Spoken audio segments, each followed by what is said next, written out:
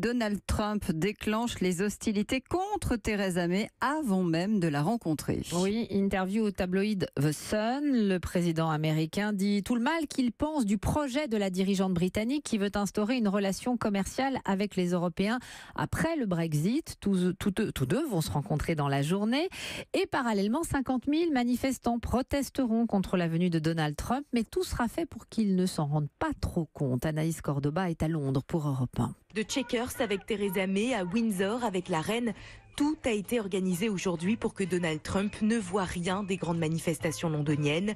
Et surtout pas cette image, un gros bébé grognon de 6 mètres en couche culotte à son effigie, volant au-dessus de Westminster.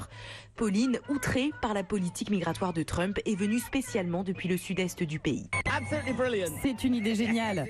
Ça dit tout de lui. C'est un gros bébé, c'est un petit enfant gâté dans un magasin de sucreries.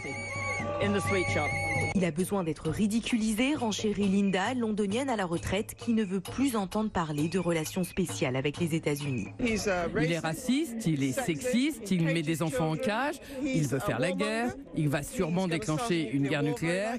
Theresa May n'aurait pas dû l'inviter, il n'est pas le bienvenu. Nous avons déjà des problèmes avec la montée de l'extrême droite dans ce pays, alors nous ne voulons pas que des extrémistes se sentent encouragés par des personnes comme lui. D'autres manifestations anti-Trump auront lieu partout dans le pays jusqu'à dimanche. Résultat, une facture pour assurer la sécurité du président très salée, entre 9 et 11 millions d'euros. Londres, Anaïs Cordoba, Europe 1.